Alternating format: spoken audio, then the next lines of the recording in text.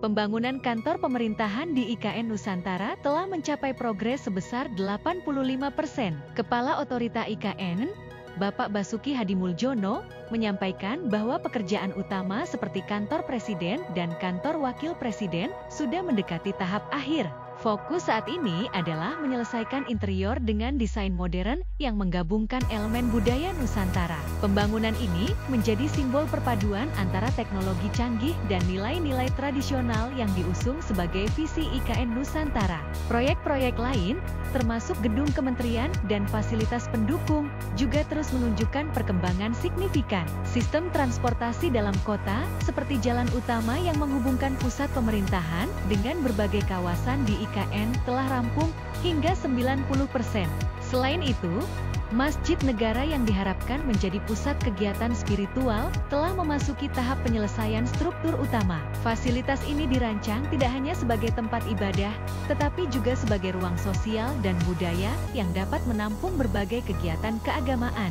Bapak Basuki menegaskan bahwa pembangunan ini dilakukan dengan mengedepankan prinsip keberlanjutan. Seluruh gedung pemerintahan dirancang menggunakan teknologi ramah lingkungan, seperti pengelolaan air hujan, penggunaan energi terbarukan, dan ventilasi alami untuk mengurangi konsumsi listrik. Material bangunan pun sebagian besar berasal dari sumber lokal, tidak hanya untuk efisiensi, tetapi juga untuk memberdayakan ekonomi masyarakat di sekitar wilayah proyek. Dalam sesi wawancaranya, Bapak Basuki menyampaikan, kami ingin memastikan bahwa pembangunan di IKN tidak hanya menghasilkan infrastruktur fisik, tetapi juga menciptakan kehidupan yang berkelanjutan dan berkualitas tinggi. Setiap detail direncanakan untuk mendukung fungsi ibu kota masa depan yang inovatif dan ramah lingkungan.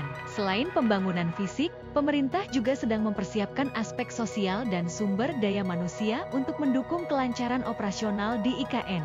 Relokasi ASN ke IKN direncanakan mulai pertengahan tahun 2025.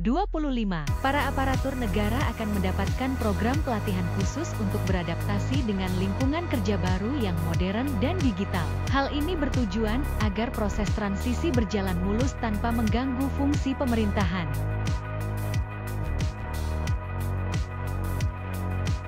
Berbagai fasilitas hunian untuk ASN juga sedang dibangun, termasuk rumah dinas dan apartemen modern.